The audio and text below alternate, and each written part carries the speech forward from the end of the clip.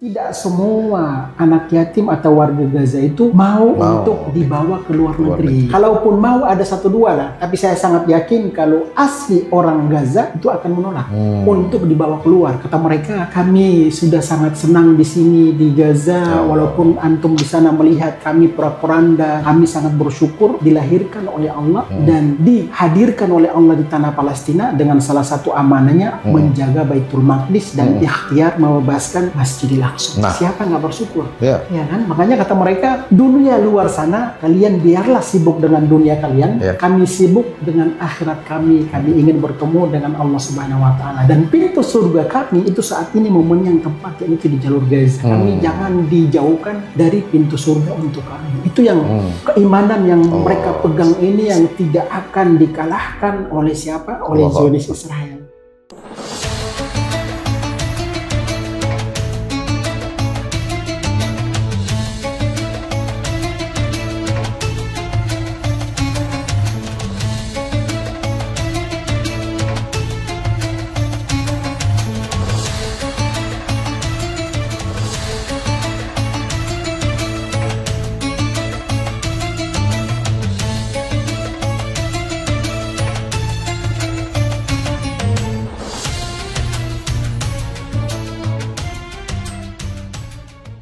Bismillahirrahmanirrahim. Assalamualaikum warahmatullahi wabarakatuh. Alhamdulillah, teman-teman yang dimuliakan Allah Subhanahu wa Ta'ala, kita bersyukur kepada Allah. Hari ini kita sudah berada di penghujung bulan Zulhijjah ya. Ini sebentar lagi kita pergantian tahun dari tahun 1445 Hijriah ya, menuju masuk bulan Muharram 1446 Hijriah. Ada banyak sekali catatan, ya, kenangan, ya, kalau kita ingin melihat ke belakang, istilahnya kaleidoskop dunia Islam di tahun 1445 Hijriah ini, yaitu terutama yang paling fenomenal dan sangat berkesan bagi kita dalam pengertian dua. Kesan itu adalah positif, tetapi juga ada kesan yang tentu menyedihkan kita. Ada yang menggembirakan, tetapi sekaligus juga menyedihkan kita. Tentu tidak ada yang lebih istimewa dan lebih fenomenal daripada peristiwa Badai Al-Aqsa 7 Oktober 2023. Kali ini bersama saya ada tamu spesial. Udah lama kita mau undang. Masya Allah. Bang Abdillah Onim. Ya, apa kabar Ustaz? Baik, alhamdulillah. Sehat, alhamdulillah ya. Sehat walafiat. Keluarga gimana sekarang? Alhamdulillah, sehat walafiat. Alhamdulillah, sehat walafiat. Iya. Jadi beliau sekarang bawa anak istrinya.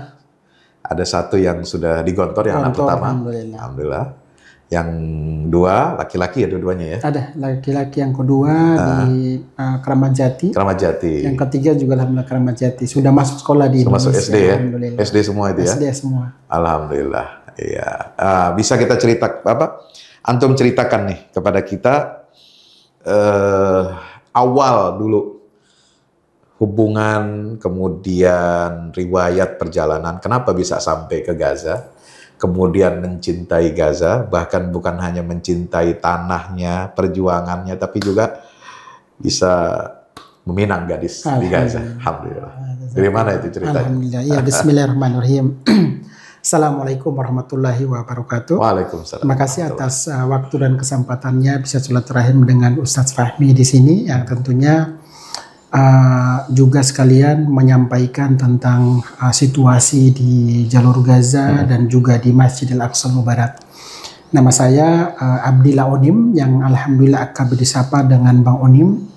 Saya Ustadz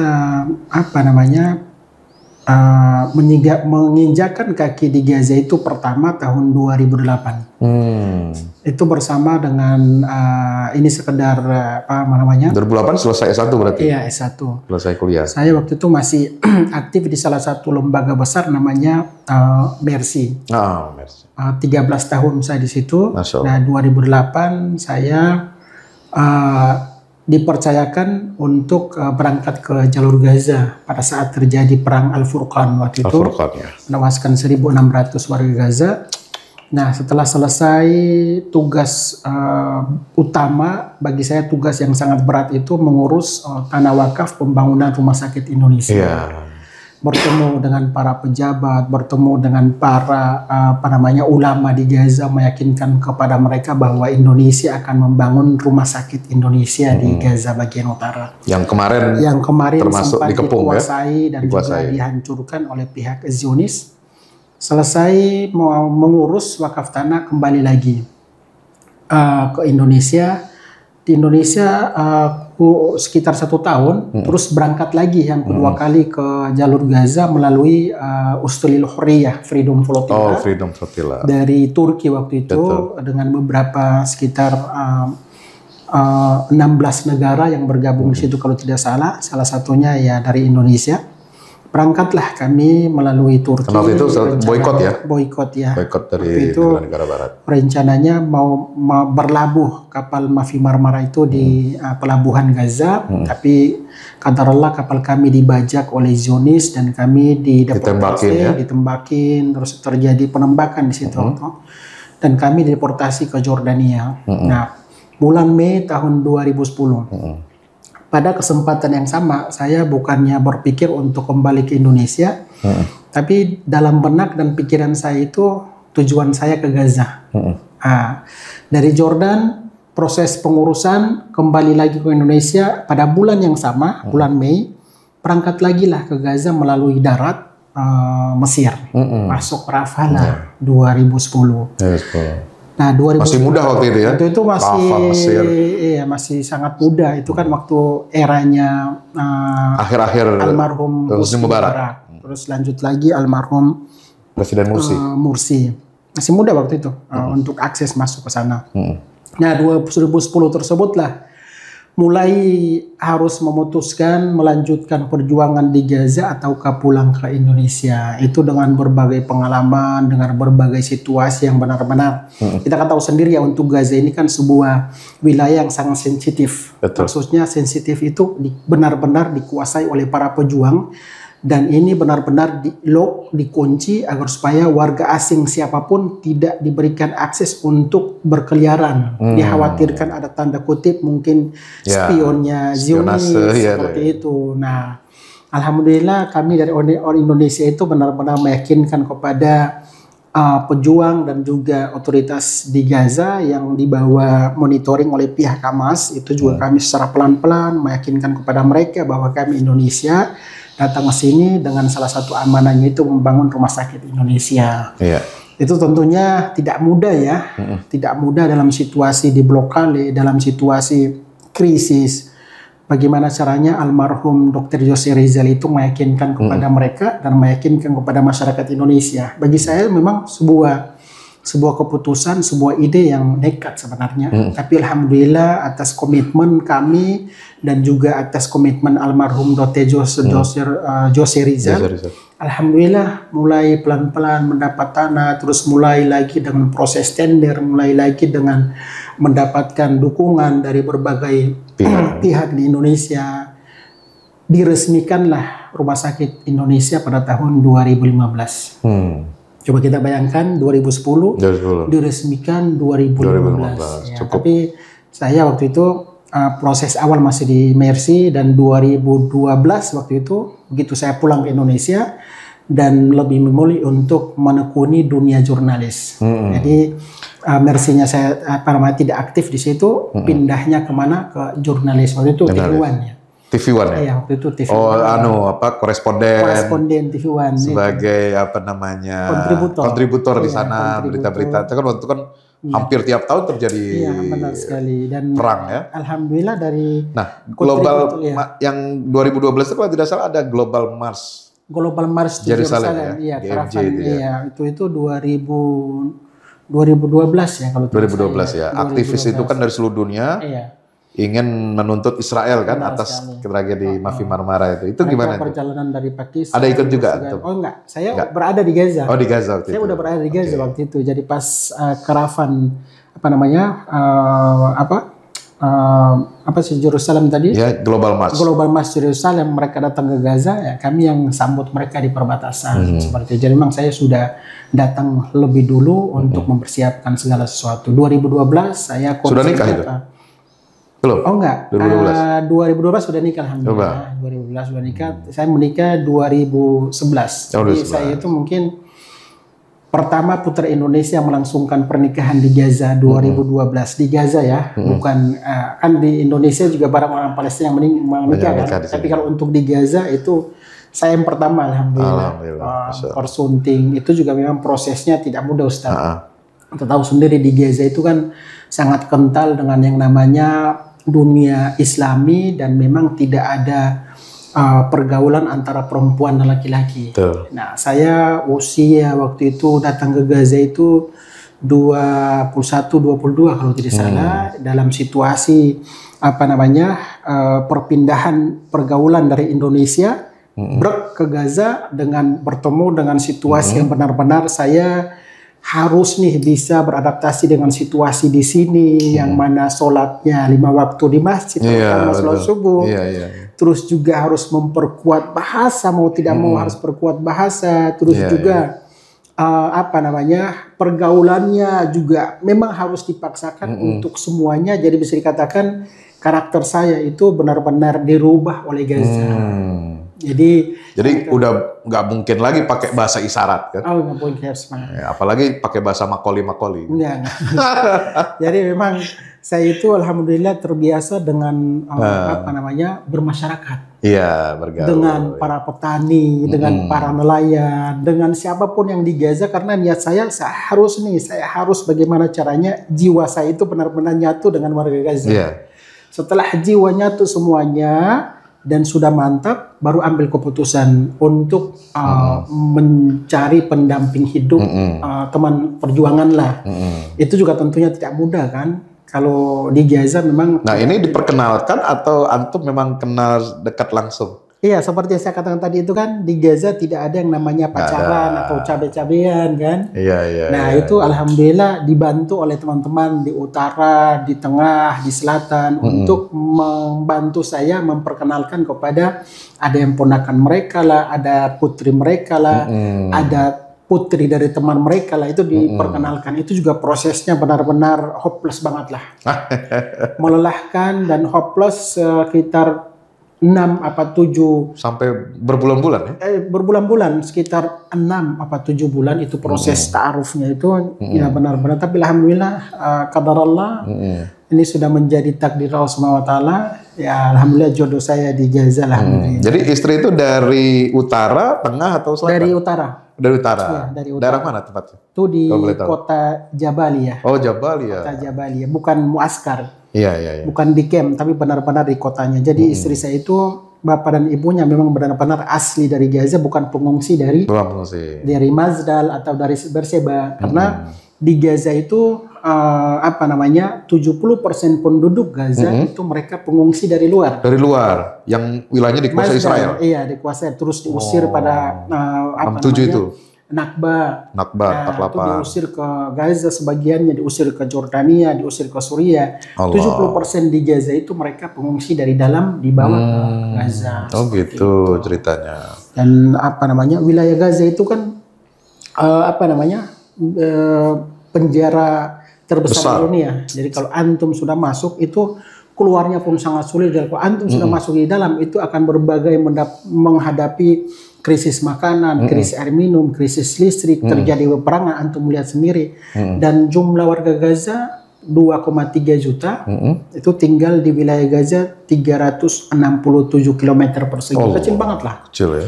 Dari ujung ke ujung itu kalau kita naik mobil santainya itu 1 jam 47 kilo. Santainya 1 jam, belum ngobrol ya setengah jam. Dan itu kan mengkerucut kan. Gaza itu kan kalau kita lihat petanya itu mengkerucut. Lebarnya itu ada yang 11 kilo, ada yang 6 kilo. Nah, itu kecil banget. Dan seluruh pinggiran-pinggiran Gaza itu sudah dipasang sniper Angkatan Laut di atasnya itu ada balon pengintai selama 24 jam. Dan tembok tentu saja ya. Dan tembok apa namanya? Tembok baru dibangun sebenarnya. Baru dibangun ya. Baru dibangun, yang ada itu ini apa namanya? Kawat pembatas memanjang dari Rafah sampai ke Bait Hanun atau Erez. Itu memanjang seperti itu. Dan itu sudah dipasang oleh Israel, itu sniper.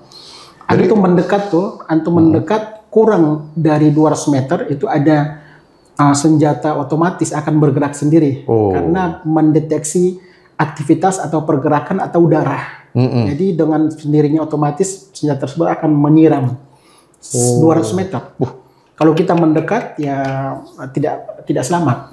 Berarti pejuang Hamas itu bisa menembus perbatasan itu gimana itu ya? Nah, itu sebenarnya kita berbicara tentang 7 Oktober ya. Nah, ini juga harus diluruskan bahwa banyak narasi yang liar di Indonesia bahwa kalau tidak terjadi penyerangan oleh pejuang Palestina di Gaza pada tanggal 7 Oktober maka tidak akan terjadi pembunuhan. Nah, ini yang harus diluruskan. Genosida Israel. Genosida diluruskan bahwa sebelum tanggal 7 Oktober tersebut yang terjadi peperangan Al-Furqan 2008 menewaskan 1.600, yang terjadi peperangan Asfil Ma'kul tahun 2014 ya kan, menewaskan warga sipil, yang terus berlanjut lagi tahun 2000 sama 2021. Di sela-sela peperangan tersebut itu ini adalah efek atau reaksi dari pejuang Palestina sebenarnya yang mereka melihat warga sipil di Gaza, para petani, saya melihat sendiri para petani itu ditembak oleh Zionis Israel. Mereka beraktivitas di lahan mereka. Para petani berlayar untuk mencari ikan, yang mana untuk keluarganya dibantai di perairan Gaza Palestina, dan itu hampir setiap hari. Itu belum lagi yang warga Gaza melintasi Erez, ya kan, ditahan atau ditembak, dieksekusi mati di situ. Belum lagi sudah 17 tahun Gaza di bawah blokade. Berbicara tentang blokade, bahwa sebelum tanggal 7 Oktober Gaza tidak baik-baik saja. Di blokade, krisis ekonomi, krisis listrik, krisis air, krisis obat-obatan. Itu benar-benar membuat warga Gaza itu sudah apa namanya, kesabaran itu sudah berada di puncak lah. Mereka sudah ingin berbuat sesuatu, khususnya para pejuang Palestina. Maka pecahlah yang kita kenal dengan apa namanya, tanggal 7 Oktober tersebut. Sebenarnya ini ada ini apa namanya, bola api sebenarnya, yang sudah apa namanya ingin meledak seperti itu dengan situasi yang pada akhirnya ada faktor juga. Tanggal 7 Oktober ini pejuang Palestina ingin menunjukkan kepada dunia bahwa kami hampir setiap hari dibunuh, dianeksasi, diambil, terus diasingkan. Tapi dunia internasional isu dan seakan hanya menjadi penonton yang sangat serius melihat kebiadaban dari Zionis terhadap warga sipil yang ada di Gaza maupun yang ada di tepi barat. Kalau kita berbicara tentang situasi di Gaza dan tepi barat, itu yang imbas atau efeknya itu tidak hanya Muslim, Ustadz, tapi orang non Muslim atau Kristen pun imbasnya sama. Contohnya gini, setiap hari Paskah, Kristen Gaza itu memang benar-benar dipersulit untuk beribadah di Yerusalem. Nah, makanya pihak apa namanya non Muslim yang ada di Gaza pun mereka melihat bahwa ini yang imbasnya tidak hanya Muslim, tapi kami juga orang Kristen sangat sulit untuk beribadah. Jadi kita berbicara secara keseluruhan dalam situasi tersebut. Pecahlah yang namanya 7 Oktober. Jadi tersebut. Penduduk Gaza, baik yang Muslim, Kristen, itu juga nggak bisa ke Yerusalem ya? Benar, itu udah persulit. Kayaknya nggak susah deh, Sobi. Padahal jaraknya kan nggak terlalu jauh ya? Dekat, cuma dari Gaza ke 75 kilo. 75 kilo, kayak Jakarta ke Bogor kan? Dekat lah. Kalau naik mobil itu cuma sekitar 1,5 jam lah. Santainya 2 jam seperti itu. Pecahlah perang tanggal 7 Oktober. Ini efek dari apa yang dirasakan oleh saudara-saudara kita di Gaza. Seperti itu. Jadi teman-teman di Indonesia jangan hanya tergiring opini bahwa jika tidak terjadi 7 Oktober maka tidak akan terjadi pembunuhan. Ini tidak benar seperti ini. Ini mereka melakukan perlawanan, bukan pemberontakan. Pemberontakan berbeda dengan perlawanan. Perlawanan itu setelah melihat bagaimana terjadi pembantaian kepada penjajah kan, perlawanan. Seperti itu perlawanan yang mereka lakukan. Dan tanggal 7 Oktober pun Saya pernah dengar dari salah satu pejabat Hamas,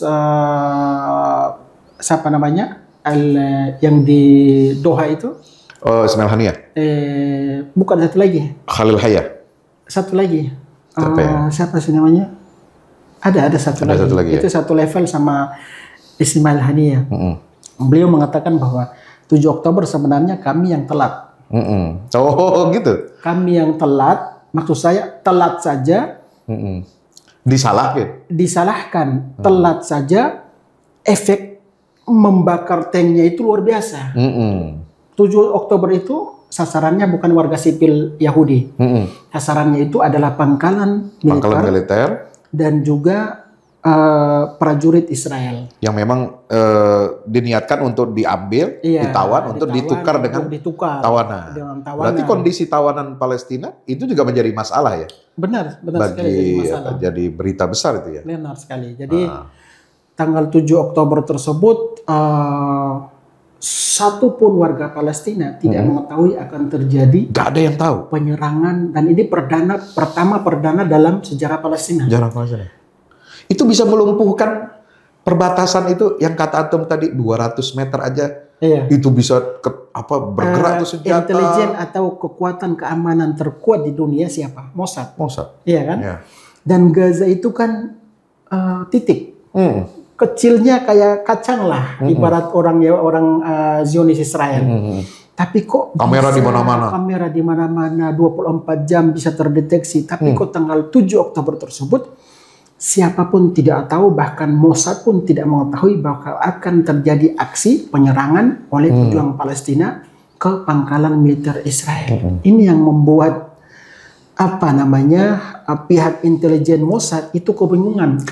Gaza ini kan kami blokade. Mungkin karena efek ini ya, kayak kodok dimasukin ke dalam bejana gitu, terus dipanasin apinya, pelan kecil, lama-lama mati dia langsung.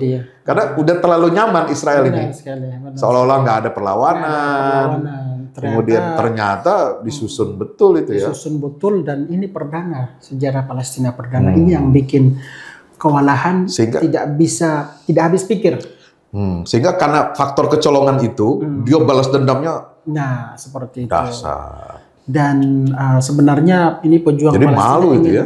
Iya, pejuang Palestina ini menunjukkan kepada Israel, Amerika, dan dunia internasional bahwa kami juga punya kekuatan, kami punya keberanian, dan kami juga punya amunisi yang walaupun memang amunisi antara pejuang Palestina dengan Israel beda banget dong. Jauh. Pejuang Palestina tidak punya jet F-16, tidak punya tank, tapi pihak Israel punya segala-galanya. Tapi kan alhamdulillah saya sendiri menyaksikan bagaimana kekuatan iman dari masyarakat Gaza umumnya, khususnya pejuang Palestina. Coba antum lihat, ada nggak dalam film-film atau sejarah-sejarah di negara konflik ada sebuah ini Gaza ini kan, atau yang ada pejuang Palestina di Gaza ini kan, mereka bukan kekuatan negara. Iya kan? Kayak milisi lah. Iya, milisi kan. Faksi lah, seperti komunitas lah, seperti itu. Iya. Tapi kok bisa? Itu yang membuat. Kalau kata di sini jamaah majelis taklim. Iya, gitu. Dan mereka luar biasa, mereka sebelum melontarkan rudal atau RPG selalu bergantungkan kepada Allah Subhanahu wa taala. Kekuatan.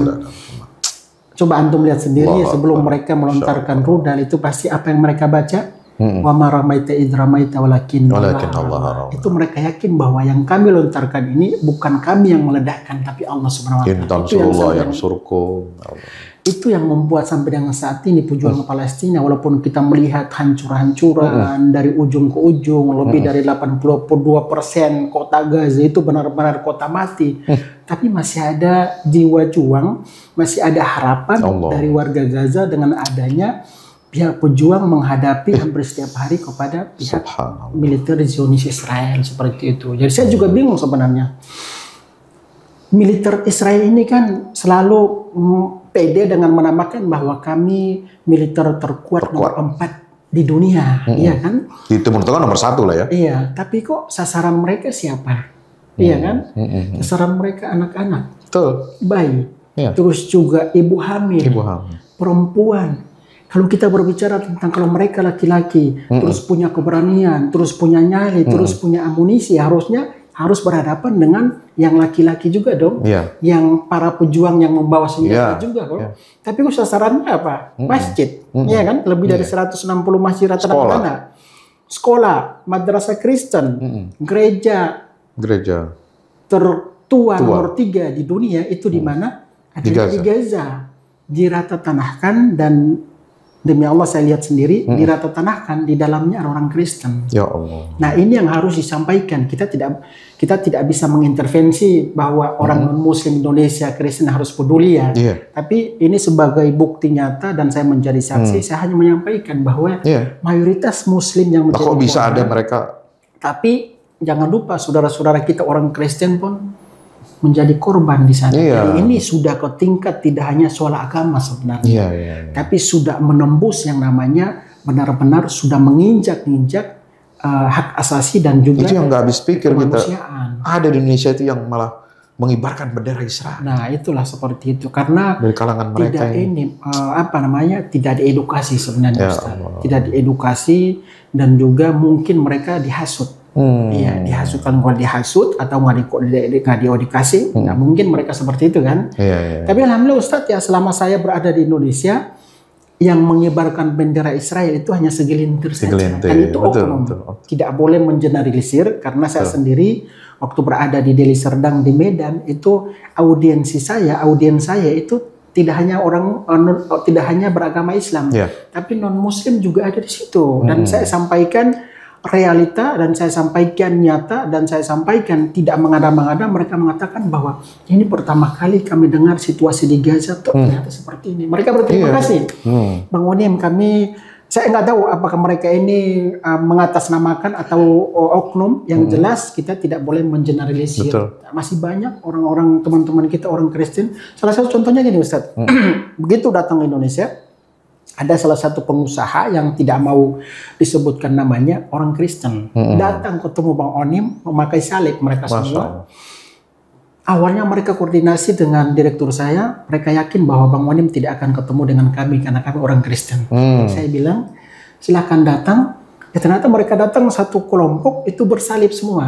Bersalib, saya kira mereka mungkin menegur saya atau melakukan apa kepada saya, tapi ternyata sebaliknya mereka mengatakan bahwa kami hadir di sini Bang Onim, kami orang Kristen, tapi kami juga manusia dan kami memberikan dukungan kepada manusia yang ada di Gaza. Padahal di sana juga orang Kristen kan.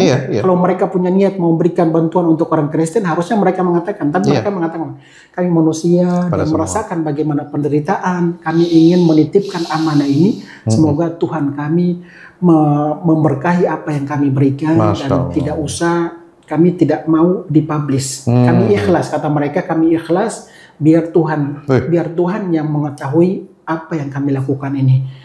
Dan itu memang benar-benar saya sih terserah ya, itu kan urusan mereka dengan Allah ya, mau diterima atau tidak. Ini kan itu tapi disampaikan. Ini bukti bahwa ternyata masih ada orang Indonesia yang non Muslim masih ada rasa kemanusiaan, empati terhadap masyarakat Palestina seperti itu. Jadi tugas kita bukan mengintervensi tapi menyampaikan. Kalau mengintervensi akan menimbulkan kecewaan. Tapi kalau kita berdakwah menyampaikan, ya sudah, itu urusan Allah Subhanahu wa taala, kita hanya menyampaikan dengan sendirinya sudah tersampaikan, dan saya sendiri sangat lega lah dengan dan yang selama ini mengadakan tur-tur atau ziarah spiritual ke Yerusalem kan bukan hanya umat Islam. Iya, benar sekali. Umat Nasrani juga banyak. Sampai ke gereja Makam Kudus, sampai ke Masjid Al-Aqsa. Makanya gini Ustadz, maksud saya itu di sini kan kita ada Kementerian Agama, ada teman-teman MUI. Saya termasuk di podcast Bang Atta Halilintar, Mas Deddy Corbuzier, saya sampaikan bahwa situasi di Gaza di Palestina saat ini bukan situasi baru dan bukan asing. Ini sudah lebih dari 75 tahun. Lebih dari 75 tahun ini sudah harusnya instansi pemerintah, khususnya Kementerian Agama, bekerja sama dengan Majelis Ulama Indonesia kalau bisa memperjuangkan agar supaya memasukkan kurikulum sejarah Palestina, kalau bisa masuk ke kurikulum, jangan dipelajari tidak hanya madrasah Islam, tapi juga mulai dari madrasah sampai dengan universitas kalau bisa disampaikan. Ini juga salah satu langkah kita bagaimana tidak menekan atau meminimalisir terjadi konflik internal kita di Indonesia. Betul. Seperti itu. Itu yang memang saya inginnya seperti itu. Betul. Kan bisa nih Bang Onim ya. Kan di mata pelajaran sejarah kita dari SD sampai SMA itu kan ada sejarah kayak perjuangan bangsa gitu, terutama ketika membahas konferensi Asia Afrika, kemudian masalah pengakuan negara-negara terhadap kemerdekaan Indonesia, itu kan pasti ada dong, mestinya dimasukin tuh bahwa satu-satunya negara Asia Afrika yang belum merdeka di bawah penjajahan ya di Palestina. Yang mengakui kemerdekaan Indonesia tapi belum merdeka sampai sekarang Palestina. Nah, mesti kan itu bisa di semua kurikulum ya, semua tingkatan itu mestinya masuk ya. Nggak usah bicara tentang kurikulum agama Islam, udah pasti. Secara umum lah. Nah, harusnya kan 3 tanah suci itu harus disinggung. Benar sekali. Jangan hanya 2 kota suci. Ya. Nah, bagi saya sebagai Muslim untuk isu Palestina ini bagian dari akidah saya. Nah, karena kan bicara tentang itu. Bang Onim kan punya lembaga namanya Nusantara Palestina Center, iya. Nah, itu bagus juga kalau apakah ada rencana ya NPC ini bukan hanya sekedar penyaluran bantuan, tetapi juga edukasi dan membuat workshop untuk kurikulum bagaimana Palestina ini masuk di kurikulum. Iya, Ustaz, alhamdulillah kami dari NPC itu sesuai motonya social working dan education. Jadi selain dari menjadi jembatan amanah Indonesia untuk Palestina, kami juga mencetak buku lah, buku tentang perjuangan Palestina, terus juga tentang eskalasi setiap tahun yang terjadi, terus juga kami menyampaikan efek dari terjadi peperangan itu berapa persen yang hancur, berapa orang yang meninggal, terus mitigasi bantuan apa yang mereka butuhkan. Itu juga kami tuangkan dalam bentuk buku. Jadi ada sejarahnya, terus juga ada geografi tentang Gazanya. Itu kami juga punya program yaitu mengedukasi kepada masyarakat Indonesia seperti itu. Jadi ada beberapa buku yang sudah kami cetak. Terakhir bukunya bekerja sama dengan Ustadz Nur Hadi, The Group Cinta pejuang. Para tokoh bangsa untuk Palestina. Itu salah satu misi kami seperti itu untuk edukasi. Nah, saya mau tawarin juga nih. Saya kan ada punya buku nih, sudah kami terbitkan, Bang Onim. Judulnya Runtuhkan Zionis Rebut Baitul Maqdis. Nah, ini kita mau terjemahkan bahasa Inggris, sudah selesai naskahnya, sedang di layout dan ini bukunya. Ini buku yang bahasa Indonesia. Ini kita terbitkan sendiri. Tapi kita pengen juga supaya dikenal bahwa umat Islam di Indonesia, orang Indonesia itu peduli terhadap isu Palestina ini, maka perlu kita sosialisasikan lebih luas lagi ke dunia internasional pakai bahasa Inggris. Iya, Masya Allah, bagus ya. Insya Allah, ini mudah-mudahan bisa kita kerjasamakan. Amin, Insya Allah. Nah, terkait dengan penyaluran bantuan ini, banyak teman-teman kita bangsa Indonesia ini itu yang bertanya, ingin memastikan dalam situasi perang gini itu mungkin nggak sih sampai gitu bantuan? Iya, saya 14 tahun di jalur Gaza dan dari ujung ke ujung, dari gang ke gang itu alhamdulillah saya tahu betul situasi di sana. Bertemu dengan siapapun saya pernah, baik itu dari faksi Fatah maupun faksi Hamas. Kehadiran saya di Gaza dengan waktu yang tidak singkat itu sudah menjadi sudah menanamkan kepercayaan kepada lembaga lokal, khususnya para pedagang yang ada di jalur Gaza. Jadi kami dari NPC Ustadz itu beraktivitas tidak hanya pada saat terjadi peperangan. Kami punya program saat ini satu-satunya pabrik air minum yang ada di Gaza Utara dan kota Gaza, namanya Pabrik Air Minum Indonesia. Dalam satu hari bisa menghasilkan 250 liter. Ini satu-satunya, semoga tidak dibom oleh Israel. Amin. Yang kedua, kami juga punya TK Yatim Nurani Indonesia. Yang ketiga, kami juga punya halaqah tahfizul Quran 26 halaqah. Yang keempat, kami juga punya kantor berita. Dan itu program kami itu long term, jangka panjang. Jadi tidak hanya pada saat terjadi peperangan kami sibuk nggak seperti itu. Tapi dari awal kami sudah punya program berjalan terus dan juga menanamkan kepercayaan kepada masyarakat Indonesia. Sebelum terjadi peperangan, itu kami juga alhamdulillah dikasih kepercayaan oleh pihak Bank Al-Quds. Jadi untuk proses transfernya kami tidak ke negara lain, tapi dari Indonesia langsung ke Bank Al-Quds. Karena tujuan kami ke Palestina dong. Itu pun sesuai dengan MOU dan lain-lain yang prosesnya itu regulasi di Indonesia kami patuh dan regulasi di Palestina pun kami harus sanggupi karena ini berkaitan dengan pelaporan di Palestina dan juga di Indonesia. Pada saat terjadi peperangan itu banyak teman-teman yang melihat di Bang Onim kok aktivitasnya eksis sekali, sangat aktif, dapat bantuannya dari mana? Sedangkan pintu Rafah awal-awal terjadi peperangan sangat sulit. Para pedagang yang ada di jalur Gaza, Ustadz, mereka menyotok bahan bantuan, menyotok barang dagangan mereka. Kalau contohnya barang dagangan mereka menyotok untuk 1 tahun, mereka sudah menyotok untuk 2 tahun, 3 tahun kemudian. Gandum, sembako, pakaian, obat-obatan itu sudah untuk 2-3 tahun ke depan. Itu, mohon maaf, nyimpennya gimana itu? Mereka punya gudang. Itu nggak jadi sasaran?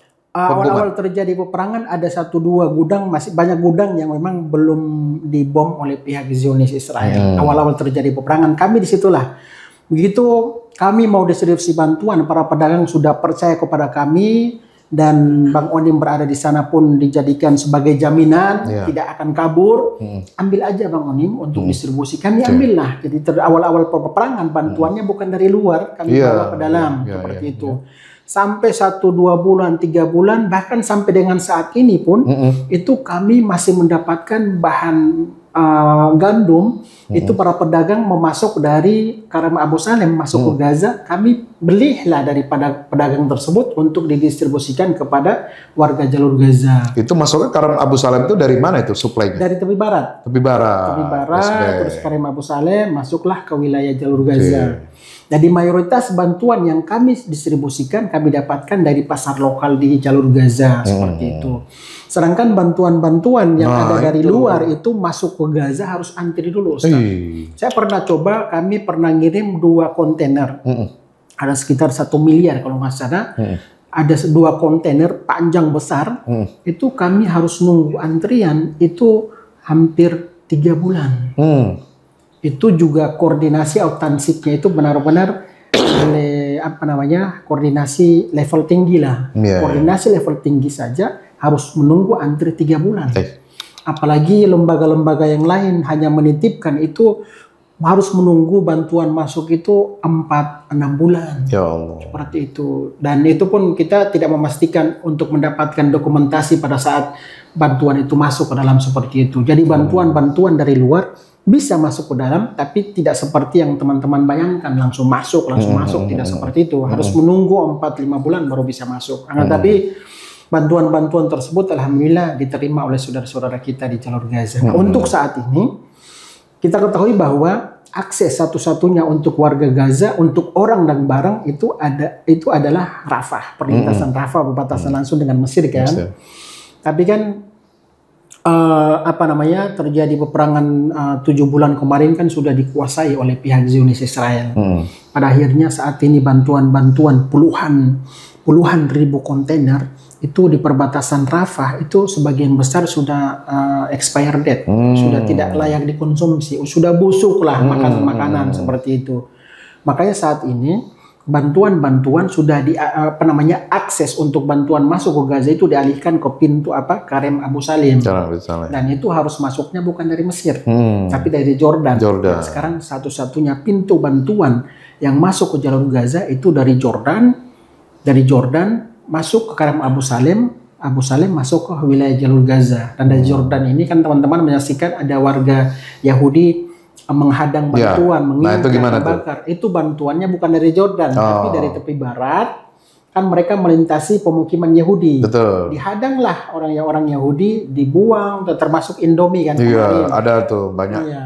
Nah, kalau dari Jordan mereka masuknya melalui pangkalan militer Zekim di Gaza bagian utara. Dari Zekim dia memutar ke Erez memutar ke Karem Abu Salem, Abu Arab Salim, masuk ke wilayah jalur Gaza. Jadi itu benar-benar dikasih akses oleh pemerintah Israel untuk masuk ke wilayah jalur Gaza. Itu juga terbatas lah, tidak seperti yang di Rafah kemarin kan banyak banget. Iya. Oh, jadi pintu masuknya di sana, dan itu enaknya kalau kita punya perwakilan ya, kemudian langsung itu interaksinya, transaksi beli barang-barangnya juga langsung di dalam, kemudian udah punya rekening yang di situ diakui ya oleh dan kami Palestina. NPC Nusantara Palestina Center, alhamdulillah kami diaudit, dan lembaga lokal di Gaza pun diaudit oleh otoritas Palestina. Otoritas Palestina di sana. Maksudnya gini Ustadz, kalau kita berbicara tentang dukungan Indonesia terhadap Palestina, itu dukungannya luar biasa, khususnya berkaitan dengan donasi. Teman-teman lembaga yang ada di luar sana, kita sangat sadar ya dukungan dari masyarakat terutama Muslim Indonesia ke Palestina itu apapun akan mereka donasikan atau sumbangkan. Betul. Tapi kita punya prinsip bahwa dalam menjalankan tugas kita punya prinsip tidak hanya dipantau oleh tim audit, tapi juga 24 jam kita dipantau oleh Allah Subhanahu Wa Taala. Itulah salah satu kami NPC harus diaudit, audit eksternal. Dan itu tiap tahun kami diaudit. Saat ini sedang proses pengumpulan data, sedang proses pemeriksaan untuk aktivitas NPC di Gaza itu harus diaudit semuanya. Jadi alhamdulillah Ustadz, makanya dalam setiap kesempatan saya berani mengatakan bahwa awal terjadi peperangan sampai dengan saat ini 9 bulan itu sudah lebih dari 50 miliar rupiah dari masyarakat Indonesia sudah kita salurkan ke warga Gaza, ke pengungsi Palestina di Jordania, ke warga atau mahasiswa Palestina yang ada di Indonesia. Seperti itu. Jadi saat ini sedang proses pemeriksaan berkas-berkas. Jadi kita harus patuh terhadap regulasi yang berlaku di Indonesia. Seperti itu. Jangan sampai kita beranggapan bahwa kami lembaga besar, kami punya massa, punya jamaah, tidak peduli lagi dengan regulasi yang berlaku di Indonesia. Seperti itu. Nah, terkait itu kan nggak sedikit nih ada harapan dari teman-teman ya, jamaah warga Indonesia yang pengen memberikan santunan yang sifatnya tetap, kayak semacam beasiswa orang tua asuh gitu kan. Itu pengen, itu bisa nggak melalui NPC? Kami Ustadz sebelum terjadi peperangan, salah satu program unggulan kami itu program orang tua asuh yatim Palestina. Mereka tinggal di sana, ribuan, alhamdulillah ribuan. Mereka tinggal di sana, orang tua asuhnya di Indonesia. Tiap bulan mereka transfer 600.000 akan kami serahkan setelah kami kumpulkan 4 bulan satu kali, baru kami serahkan sekaligus. Dan itu dukungannya luar biasa. Tapi Ustadz, qadarullah awal terjadi peperangan sampai dengan saat ini kami hilang kontak dengan anak yatim dan sebagian besar dari mereka sudah meninggal. Ada waktu saya berada di sana melihat langsung mereka tertimbun di bawah reruntuhan. Jadi untuk program OTA saat ini kami stop dulu. Tapi program distribusi santunan yatim tetap berjalan. Kami serahkan kepada siapa saja. Itu berlaku. Itu yang pertama. Yang kedua, program bantuan beasiswa bagi mahasiswa Palestina yang ada di Indonesia berlanjut. Nah, itu kami koordinir langsung dengan kedutaan. Kami minta nama-namanya. Kami minta nomor rekening kalau mereka punya. Kami distribusikan langsung kepada siapa? Kepada mahasiswa yang sudah kami dapatkan data-data mereka. Itu berlanjut terus alhamdulillah sampai dengan saat ini. Saat ini mahasiswa Palestina baik dari tepi barat maupun dari Gaza yang ada di Indonesia itu lebih dari 80 orang. Itu belum termasuk para pengungsi yang dibawa UNHCR kalau tidak salah, seperti itu. Alhamdulillah. Jadi di sana kita peduli, tapi jangan lupa terhadap yang di sini juga. Dan kami NPC namanya saja Nusantara Palestina Center. Ada Nusantara Care khusus program dalam negeri, ada Palestina Care khusus Palestina. Jadi ini donasinya tidak bersentuhan dengan Palestina, Palestina tidak bersentuhan donasinya dengan Nusantara Care. Jadi semuanya tertata. Nah, Bang Onim melalui NPC ini ada nggak menyalurkan bantuan sampai misalkan ke Al-Quds atau tepi barat yang di sana juga banyak pengungsi atau ya bermasalahan ya hampir mirip kan dengan yang di Gaza gitu. Selama ini ada? Sama, terakhir kami distribusi obat-obatan ke rumah sakit rumah sakit di Jenin. Itu pada saat terjadi peperangan masih baru saat itu masih baru. Sebelum-sebelumnya kami juga memberikan bekerja sama dengan Universitas An-Najah di tepi barat. An-Najah memberikan beasiswa untuk mahasiswa yang kurang mampu. Jadi tetap di Barat jalan, di pengungsi Jordania jalan, di Indonesia jalan, di Gaza juga jalan. Alhamdulillah. Jadi kalau nggak benar ya, kan ada video dibilang ini anak-anak Palestina sekarang anak yatimnya udah bisa dibawa ke Indonesia, padahal kan itu nggak begitu, narasinya aja yang dirubah. Jadi kan nggak gampang ya bawa anak yatim ke sini.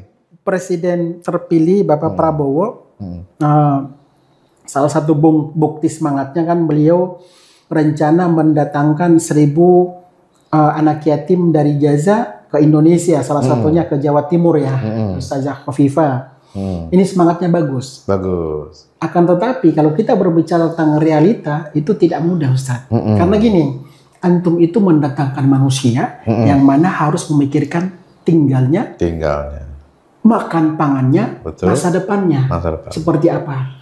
Itu yang pertama. Yang kedua, kendala yang paling rumit lagi, tidak semua anak yatim atau warga Gaza itu mau untuk dibawa ke luar negeri.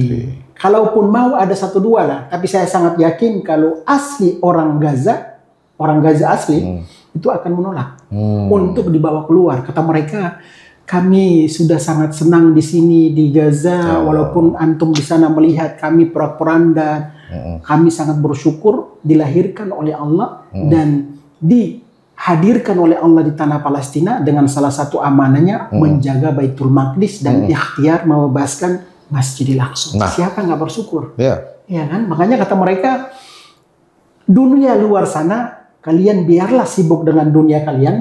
Kami sibuk dengan akhirat kami. Kami ingin bertemu dengan Allah Subhanahu Wa Taala. Dan pintu surga kami itu saat ini momen yang tempat yang itu di jalur Gaza. Kami jangan dijauhkan dari pintu surga untuk kami. Itu yang keimanan yang mereka pegang ini yang tidak akan dikalahkan oleh siapa? Oleh Zionis Israel. Makanya porak-poranda mereka menjauhi setelah pihak tank-tank Israel tarik mundur, mereka balik lagi. Ini mereka, saya juga tidak habis pikir mereka ini manusia biasa apa? Siapa mereka? Terbuat dari apa ini? Bahan bakunya ini. Hati mereka ini terbuat dari apa? Kalau hati mereka sama kayak Bang Wanim, nggak mungkin seperti ini. Seperti itu, padahal antum lihat sendiri kematian, terus darah, tangisan tiap hari, orang tua mereka meninggal, rumah mereka hancur, anak-anak mereka meninggal dunia, tapi mereka tetap bertahan. Dan saya tidak habis pikir sampai dengan saat ini, itu dalam situasi seperti itu, saya tidak bisa membayangkan kalau dalam situasi hancur-hancuran saya berada di Gaza, mungkin saya udah stres dan udah gila. Seperti itu. Dan luar biasa, kita perlu bersyukur, Ustaz. Masyarakat muslimin di dunia yang berjumlah 1,9 miliar harus bersyukur kepada masyarakat Gaza yang berjumlah 2,3 juta. Kenapa bersyukur? Mereka ini mewakili kita, Ustaz. Mereka mewakili untuk mempertahankan Baitul Maqdis dan juga Masjidil Aqsa. Harusnya yang paling bersyukur lagi negara-negara tetangga Gaza atau Palestina. Coba antum lihat di seragamnya Zionis itu kan ada peta. Ada peta, ya. Iya kan, peta Saudi Arabia lah, Kuwait lah, Jordan lah, Mesir semua lah, masuk.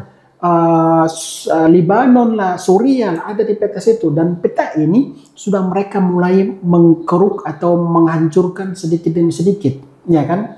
Palestina sudah mereka kuasai. Gaza saat ini mereka punya syahwatnya luar biasa untuk menguasai. Setelah Gaza apalagi? Iya kan? Harusnya negara tetangga bersyukur nih. Ada yang jadi barikade di depan, kan? Yang pasang badan, yang jadi tameng untuk mempertahankan agar supaya negara-negara tetangga lainnya bisa selamat. Siapa? Kecuali mereka. Tapi kan kita juga tidak bisa, seperti yang katakan tadi, tidak bisa mengintervensi ya negara-negara tetangga lain. Mereka juga berpikir ekonomi, mereka juga berpikir keamanan, terus juga kekuatan militernya seperti apa. Hubungan Gaza dengan Masjidil Aqsa ini kan banyak orang mempertanyakan. Sampai ada seorang tokoh agama, penceramah ya, populer gitu ya, mengatakan, saya baru pulang dari sono aman-aman aja, ziarah, gak ada perang, gitu. Jadi jangan terprovokasi lah, terpancing lah dengan berita-berita Allah. Apa emang ini perang di Gaza apa beliau nggak ngelihat gitu. Nah sebenarnya itu bagaimana sih kita ke situasi batin ya, antum lama di Gaza, kemudian posisi Masjidil Aqsa sejauh itu hanya 70 kilometer gitu ya. Ini bagaimana mereka memposisikan bahwa kami berkorban ini itu untuk meratakan jalan buat Masjidil Aqsa. Iya, itu pertanyaan yang bagus dan mengedukasi untuk para pemirsa. Sebelumnya saya ingin menyampaikan kalau mungkin ada pertanyaan dari para jamaah atau teman-teman yang Indonesia, bagaimana peran dari negara tetangga. Sebelum terjadi peperangan, Ustadz, itu negara tetangga seperti Qatar, terus Saudi Arabia, Kuwait, Jordan, Lebanon, Mesir, itu mereka dukungannya luar biasa, Ustadz. Mereka membangun fasilitas, membangun jalan raya, termasuk Mesir, membangun rumah sakit, termasuk Qatar, termasuk Indonesia juga, itu dukungannya luar biasa. Tapi kalau untuk sudah masuk ke fase peperangan, itu kasusnya beda.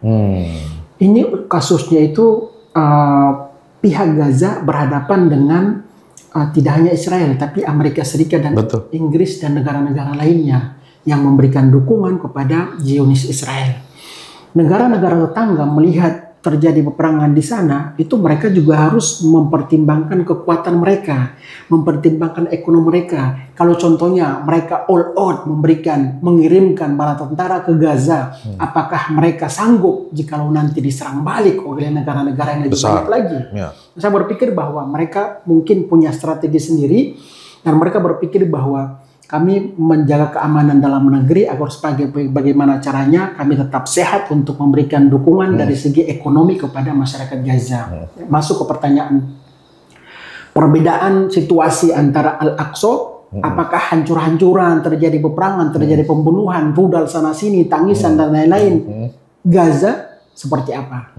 Jadi antara Al-Aqsa dengan Gaza itu jaraknya 75 km, Ustaz. Gaza itu adanya di utara barat Palestina, berbatasan langsung dengan Mesir. Jauh lah. Yang terjadi saat ini genosida, bukan peperangan. Yang terjadi saat ini di jalur Gaza itu genosida, pembantaian, pembunuhan. Ini murni yang dilakukan oleh Zionis Israel. Dan yang terjadi pembantaian, rudal, tank, pasukan atau bala tentaranya Zionis itu berada di mana? Di perbatasan antara Mesir dan Palestina, yaitu di wilayah jalur Gaza. Al-Aqsa itu berbatasan dengan Jordania. Dan Al-Aqsa berbatasan dengan Jordania. Situasi, kondisi itu sangat berbeda jauh dengan yang ada di jalur Gaza. Jadi bagi teman-teman yang ingin menjalankan atau perjalanan umroh, jangan lupa mampir ke Al-Aqsa, insya-Allah. Tidak diganggu, insya-Allah. Bukan berarti berbicara bahwa Al-Aqsa juga aman dan sudah merdeka dan tidak ada gangguan dan lain. Bukan, tidak seperti itu. Yang terjadi di jalur Gaza saat ini juga Al-Aqsa tidak baik-baik saja.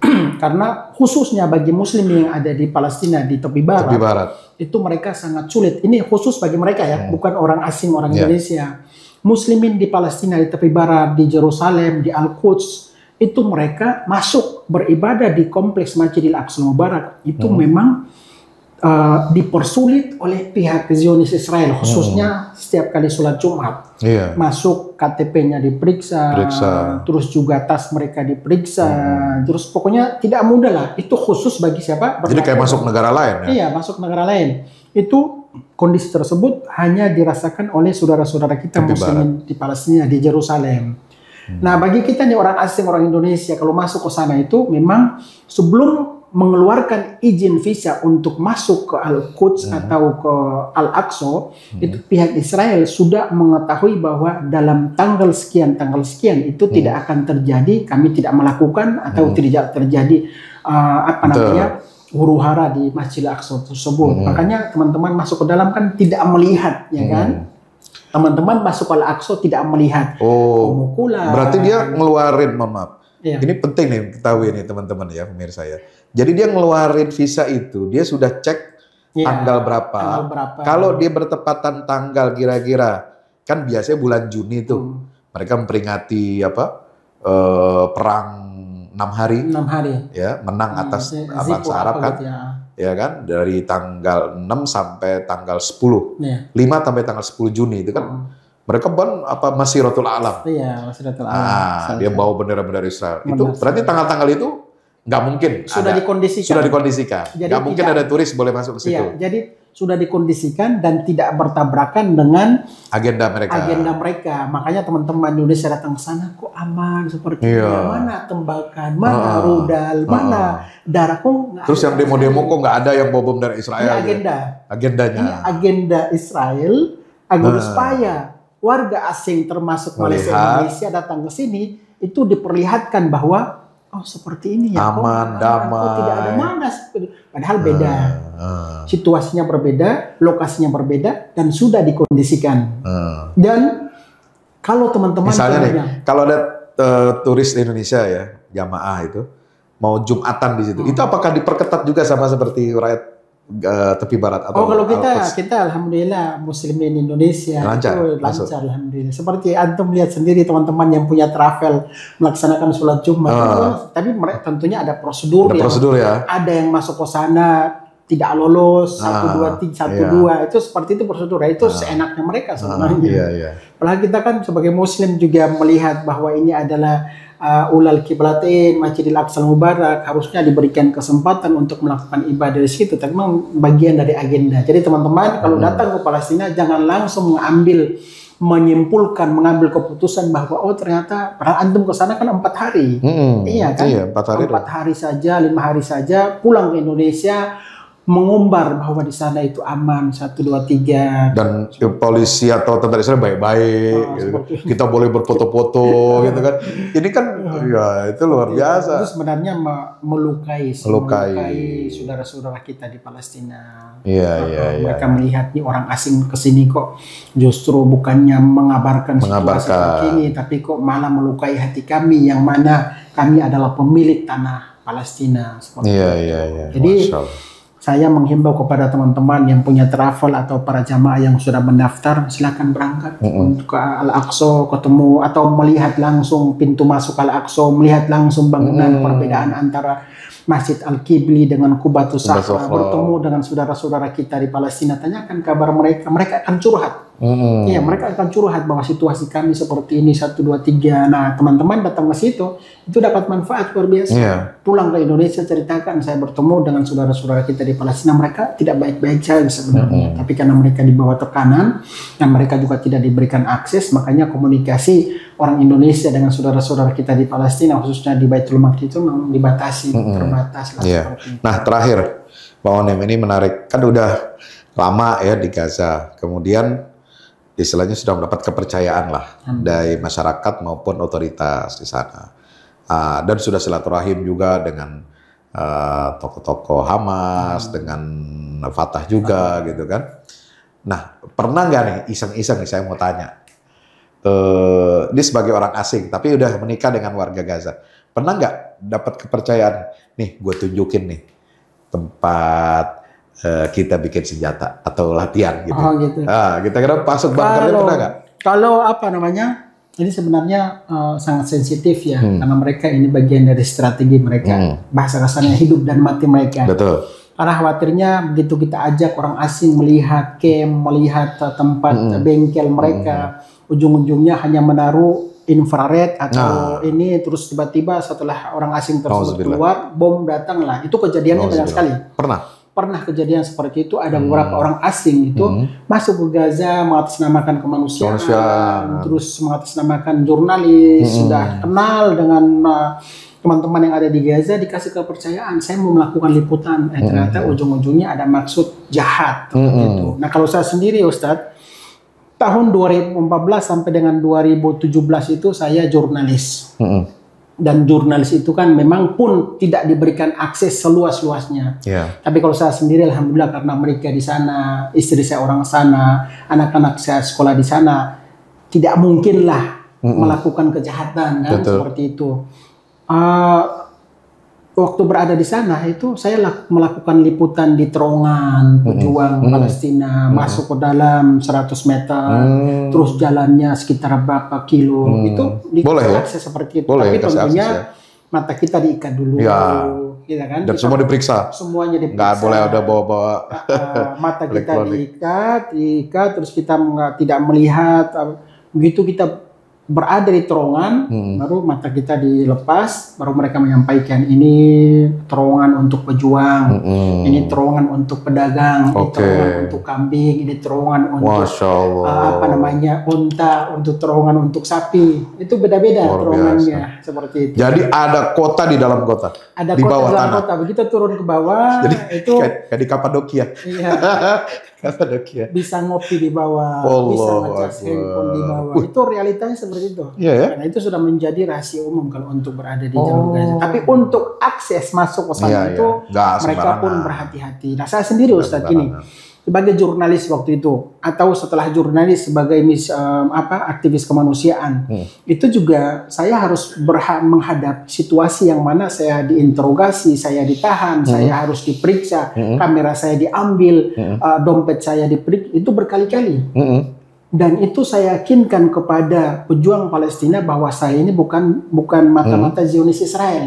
Itu butuh waktu 4-5 tahun. 4-5 tahun tersebut. Ada screening, ada profiling ya. Benar sekali. Diperhatikan tiap hari apa yang kerjanya. Aktivitas tinggalnya di mana, terus pokoknya mereka tidak akan membiarkan sampai benar-benar meyakini bahwa ternyata Bang Onim ini clear dan bukan mata-matanya Israel.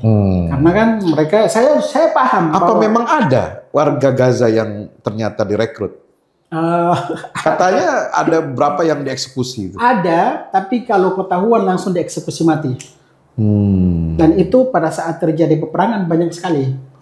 Banyak sekali yang bekerja sama dengan pihak Israel, ya yang namanya manusia ya, dalam situasi mereka diblokade, krisis ekonomi, begitu mereka disodorkan nih misi seperti ini. Ya, maka mereka juga kan manusia, mereka disadarkan seperti itulah. Jadi ya berbagai perjalanan yang sudah saya hadap selama berada di sana, itu bahkan sebelum terjadi peperangan, tanggal 7 Oktober, tiba-tiba aja itu saya dipanggil dan diinterogasi. Dipanggil dan diinterogasi. Sebelum 7 Oktober? 7 Oktober. Berapa hari? 1 bulan sebelum 7 Oktober. 1 bulan. 1 bulan. Itu saya juga sempat bingung. Ada apa ya? Itu kayaknya mau prepare dia. Saya juga ngerti. Pokoknya saya juga bingung. Dan saya sempat bertanyakan kok saya dipanggil dan saya dianggap seperti orang yang baru masuk ke Gaza. Begitu terjadi peperangan baru saya, ternyata mereka punya rencana yang tidak diketahui oleh siapapun. Seperti itu. Termasuk sekutunya nggak tahu. Sekutunya nggak tahu. Itu Hizbullah.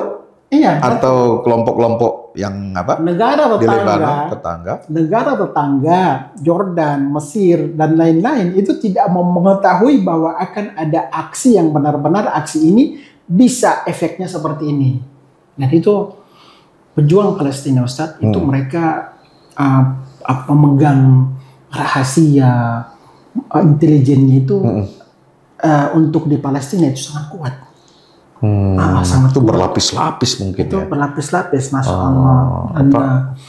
Karena Gaza ini kan wilayah yang kecil kan, makanya dari pihak Hamas juga sangat mudah untuk memonitoring pergerakan 1, 2, 3. Ini rumah harus diawasi, ini harus diawasi.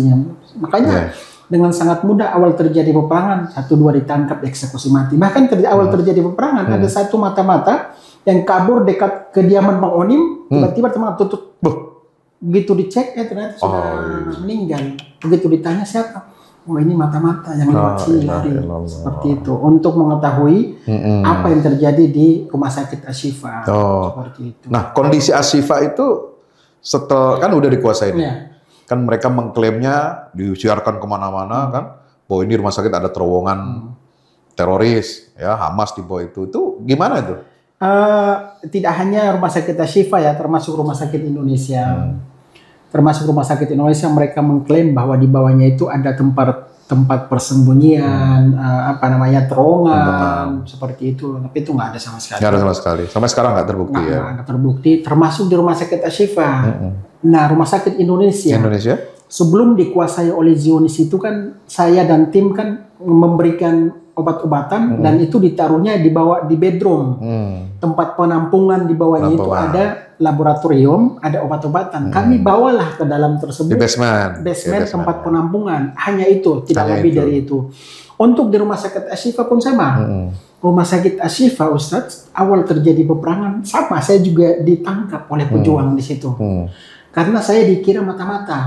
Dikira mata-mata. Distribusi bantuan masuk ke dalam basement itu tempat penampungan, ada laboratorium juga ada, terus ada apotek juga ada. Itu saya masuk ke dalam untuk distribusi bantuan. Dan setahu saya bahwa rumah sakit mana ada sih pejuang Palestina ingin mencelakai pasien yang ada di atas. Itu kan di luar nalar.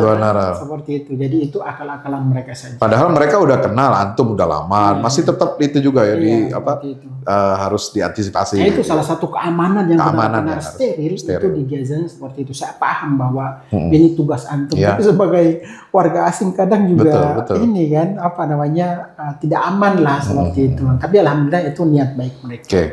Nah ini terakhir sekali nih, masalah tudingan kan banyak emang tudingan ya soal itu udah. Nah sekarang masalah Hamas ini kan berkolaborasi. Katakanlah dapat bantuan dari Iran, dari Hizbullah ya. Padahal Hizbullah sendiri itu nggak tahu kemarin penyerangan 7 Oktober itu dia nggak dikasih tahu apa-apa. Nah, sekarang ini gimana menjawab tudingan bahwa Hamas itu Syiah? Atau ada penyebaran Syiah di tengah warga Gaza ini? Di Gaza bagaimana sebenarnya sikap dan tindakan otoritas Hamas? Palestina khususnya Gaza Ahlu Sunnah dan tidak ada satupun kantor dari negara seperti Iran, Libanon, Syiah lah maksudnya ofisial itu nggak ada sama sekali. Ahlu Sunnah wal Jamaah. Isu Palestina, Ustadz, itu tidak hanya kita sebagai Muslim Sunni yang punya kewajiban untuk memberikan dukungan. Nah, pihak negara Syiah pun mereka bahwa ini juga bagian dari tanggung jawab kami, ya kan? Sedangkan pejuang Palestina, Fatah sama Hamas, mereka berada di posisi yang tertekan, mereka berada di posisi yang harus menerima bantuan. Jadi mereka menerima bantuan dengan tidak membatasi atau tidak membeda-bedakan ini Sunni, ini Syiah, kita enggak deh. Nah, antum masih membutuhkan bantuan, antum berada di bawah penjajahan, di blokade, kok harus membatasi siapa saja yang memberikan bantuan. Nah, kasus inilah yang membuat teman-teman yang ada di luar sana yang tidak suka terhadap Syiah itu tidak setuju pihak pejuang atau Hamas menerima bantuan dari pihak Syiah. Ini tidak boleh seperti itu. Mereka sedang terjepit, mereka bantuan, jadi harus punya pemahaman yang luas lah seperti itu. Apakah antum membatasi terus bantuan kita maksimal? Iya kan? Nah itu yang harus kita pahami bahwa mereka terjepit, mereka di bawah blokade dan terjajah, dan mereka pun menerima bantuan dari siapa saja. Dari Amerika pun mereka menerima kok bantuan seperti itu.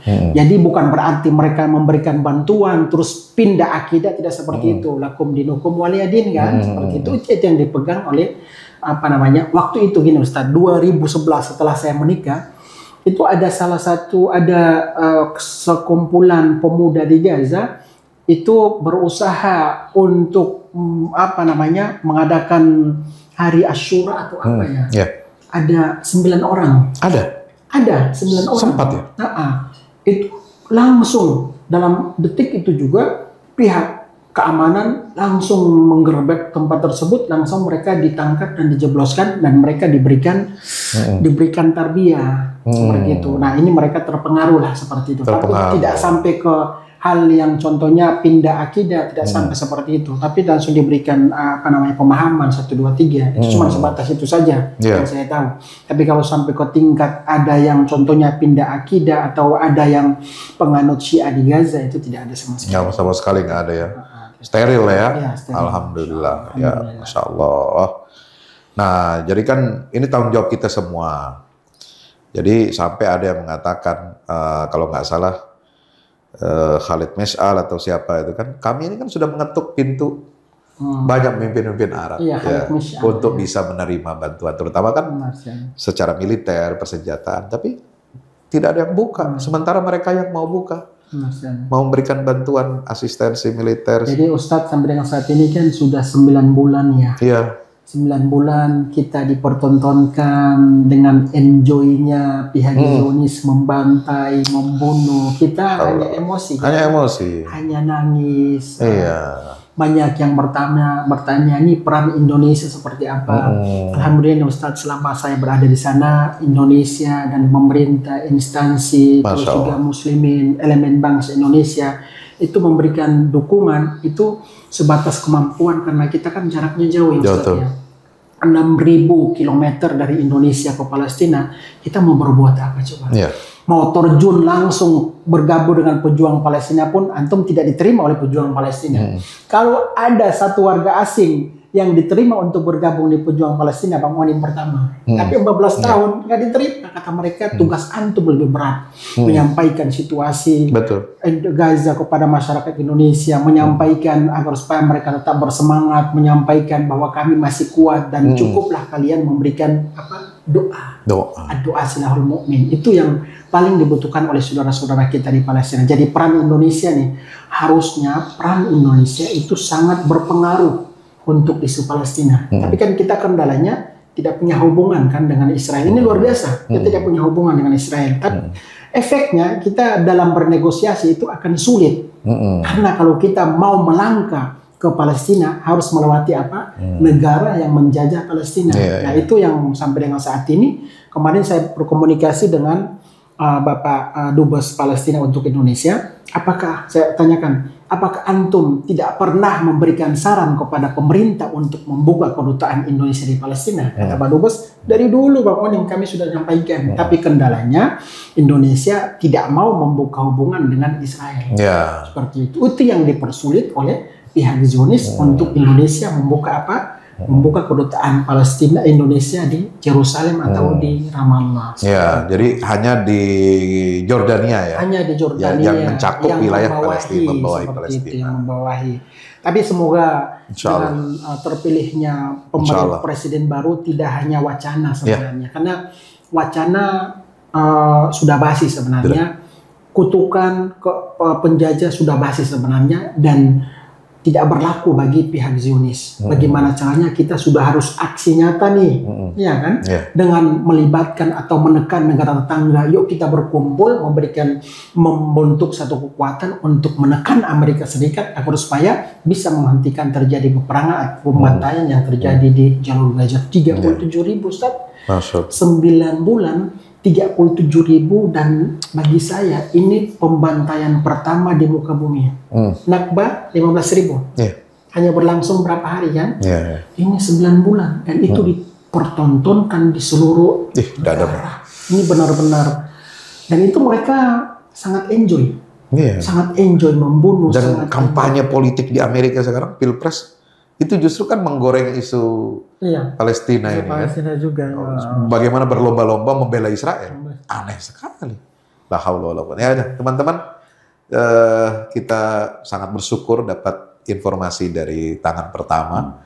Meskipun beliau sudah sudah berapa bulan ya di Indonesia, tapi nggak ada kata terlambat. Kita ingin terus mengupdate, memberikan semangat, ya, memberikan edukasi kepada masyarakat Indonesia.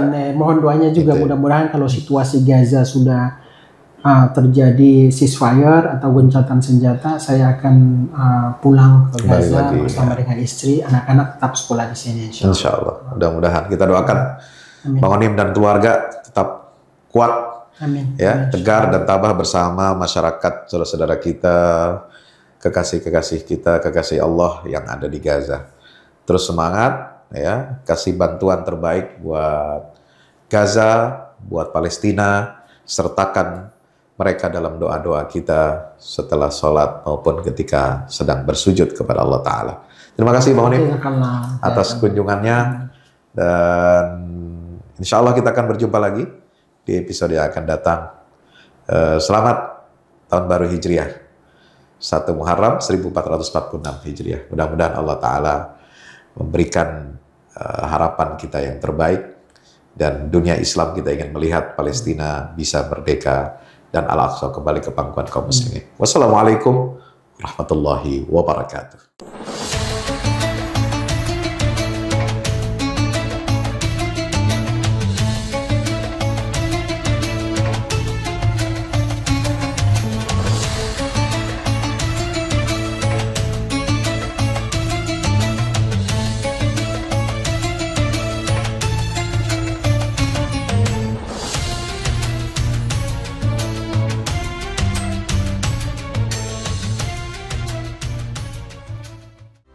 Assalamualaikum warahmatullahi wabarakatuh. Tahniah barakallahu fikum untuk guru kita semua, Kiai Haji Fahmi Salim LCMA.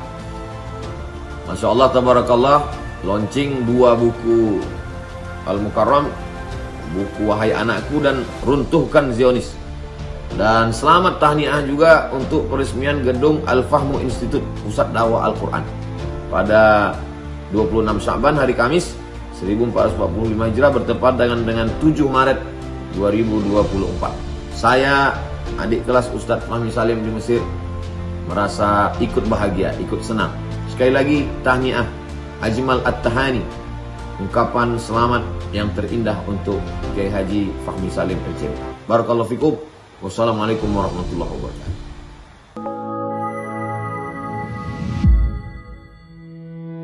Yang terbaru dari Ustadz Fahmi Salim, 2 buku tentang parenting Qurani dan jihad membela Baitul Maqdis. Buku Wahai Anakku, Benahi Adabmu, Bersihkan Hatimu, buku yang siap membuka cakrawala pikiran dan batin sahabat. Buku Wahai Anakku, Benahi Adabmu, Bersihkan Hatimu disusun dengan mengambil inspirasi dari buah pena Imam Al-Ghazali, Ayyuhal Walad. Buku ini diformat dengan dialog orang tua pada anaknya. Meski begitu, dialog ini bisa dibaca secara umum bagi para calon orang tua untuk anak-anaknya kelak. Bentuk dialog kami dapati banyak dipakai dalam kisah-kisah di Al-Quran ketika menerangkan soal pengasuhan. Misalnya antara Nabi Ibrahim dan Nabi Ismail atau Luqman dan putranya. Hadirnya buku ini semoga menjadi penambah keilmuan kita agar tidak salah dalam membentuk generasi penerus yang menjadi pewaris amal jariah kita. Meninggalkan mereka, anak-anak kita, sebagai investasi amal soleh yang akan terus mengalir kepada kita. Dapatkan buku Wahai Anakku, Benahi Adabmu, Bersihkan Hatimu segera.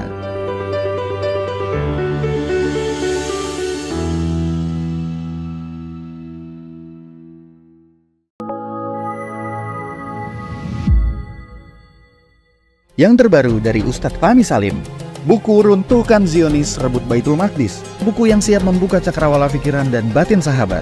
Sudah bisa dipesan sekarang juga.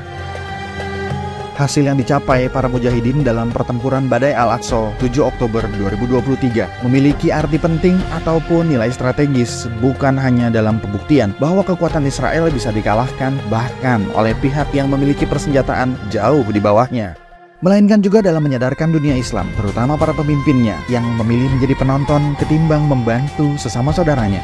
Buku ini adalah salah satu bentuk dukungan dan ikhtiar dengan niat berjuang bersama-sama dengan mujahid Palestina. Tak sekedar memberikan informasi, membeberkan fakta atau data kepada halayak di Indonesia. Buku ini juga hadir untuk meluruskan tudingan bahkan fitnah terhadap para pejuang di sana.